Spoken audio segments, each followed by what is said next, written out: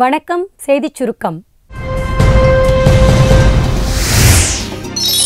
மோடிக்கு 7% உயர்வு, ராகுலுக்கு 3% சரிவு. புல்வாமா தாக்குதலுக்கு அப்புறம் பிரதமர் மோடியோட செல்வாக்கு 7% அதிகரிச்சிருக்குது. ராகுலோட மவுசு 3% குறைஞ்சிருக்குது. டைம்ஸ் நவ் VMR நடத்திய கருத்து கணிப்புல இது தெரிய வந்திருக்குது. நாட்டுக்காக சிறந்த திட்டங்களை வச்சிருக்கும் தலைவர் யாருன்ற கேள்விக்கு மோடின்னு 52% பேரும், ராகுல்னு 27% பேரும் சொல்லியிருக்காங்க. ஜனவரி முதல் வாரத்துல டைம்ஸ் நவ் கருத்து கணிப்பு மோடிக்கு 44.4% பேரும், ராகுலுக்கு 30% பேரும் ஆதரவு தெரிவிச்சிருக்காங்க. 2019 லோக்சபா தேர்தல்ல மோடிக்கு மாற்றா ராகுல் உருவெடுப்பாரா அப்படின்ற கேள்விக்கு ஆம் அப்படின்னு 43% பேரும், இல்லைன்னு 40% பேரும் சொல்லியிருக்காங்க. தேர்தல் வாக்குறுதிகளை மத்திய அரசு நிறைவேற்றியதா அப்படின்ற கேள்விக்கு குறைந்த வாக்குறுதிகளை நிறைவேற்றப்பட்டிருக்குதுன்னு 46% பேரும், பெரும்பாலானவை நிறைவேற்றப்பட்டிருக்குதுன்னு 27% பேரும் கருத்து தெரிவிச்சிருக்காங்க. லோக்சபா தேர்தல்ல முக்கிய பிரச்சனை எதுவாக இருக்கும்னு கேள்விக்கு வேலைவாய்ப்பு அப்படின்னு 40% பேர் பதிலளிச்சிருக்காங்க. வருமான வரி வரம்பு உயர்வு குறித்த கேள்விக்கு தாமதமான அறிவிப்பு என 33% பேர் கருத்து சொல்லியிருக்காங்க. 6000 ரூபாய் உதவித்தொகை விவசாயிகளுக்கு உதவுமா அப்படிங்கிற கேள்விக்கு 56% பேர் ஓரளவுக்கு உதவுன்னும், உதவாதுன்னு 30% பேர் சொல்லியிருக்காங்க. தேர்தல் கமிஷனுக்கு உள்நோக்கம், ஸ்டாலின் புகார். தமிழகத்துல 21 சட்டசபை தொகுதிகள் காலியா இருக்கு.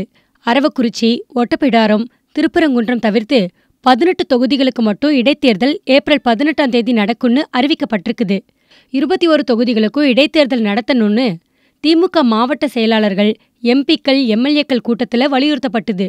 தேர்தல் கமிஷன் உள்நோக்கத்தோட செயல்படுவதா திமுக தலைவர் ஸ்டாலின் சொன்னாரு. தேர்தல் ஆணையத்தை பொறுத்த வரைக்கும் உள்நோக்கத்தோடு செயல்படக்கூடாது. அதனால எங்களுடைய நாடாளுமன்ற உறுப்பினர்கள் தேர்தல் கமிஷனத்தில், தலைமை தேர்தல் கமிஷனத்தில் நேரம் கேட்டிருக்கிறாங்க. எங்களுடைய கோரிக்கையை மனுவாக வழங்க இருக்கிறார்கள். ஆக அவர்கள் மூலமாக நியாயம் கிடைக்கும் என்று எதிர்பார்க்கிறோம். இல்லை என்று சொன்னால் நாங்கள் உயர்நீதிமன்றத்தை, தேவைப்பட்டால் உச்சநீதிமன்றத்தையும் நாங்கள் நாடுவதற்கு முடிவு செய்திருக்கிறோம். திமுக கூட்டணியில காங்கிரஸ், விடுதலை சிறுத்தைகள் போட்டியிடும் 12 லோக்சபா தொகுதிகள் என்னென்ன என்பதுல இன்னமும் இறுதி முடிவு எட்டப்படலன்னு ஸ்டாலின் தெரிவிச்சாரு. திருவாரூரில் சிக்கிய 50 லட்சம். லோக்சபா மற்றும் இடைத்தேர்தல் தேதி அறிவிக்கப்பட்டதால தேர்தல் பணி சூடு பிடிச்சிருக்குது. தமிழகத்துல அனைத்து தொகுதியிலும் சோதனைச் சாவடிகள் அமைக்கப்பட்டு கண்காணிப்பு பணி தொடங்கப்பட்டிருக்குது. திருவாரூர் மாவட்டம் கானூர்ல வாகன சோதனை நடந்தபோது அதிமுக கொடி கட்டி வந்த இனோவா கார்ல 50 லட்சம் ரூபாய் இருந்தது கண்டுபிடிக்கப்பட்டது.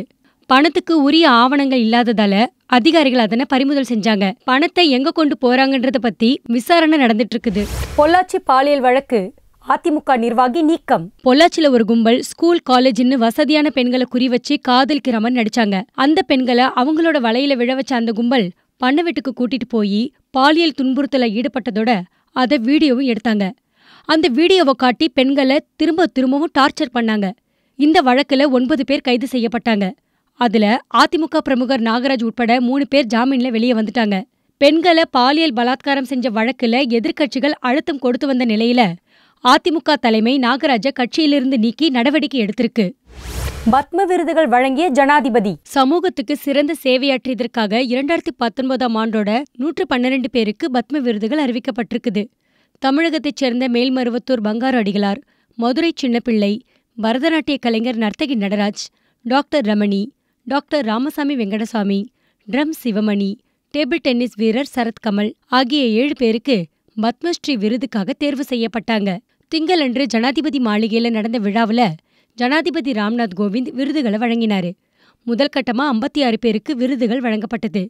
பங்காரு அடிகளார், சரத்கமல், ட்ரம் சிவமணி, நடிகர் பிரபுதேவா, பாடகர் சங்கர் மகாதேவன் உள்ளிட்டவங்க பத்மஸ்ரீ விருதுகளை பெற்றுக்கிட்டாங்க.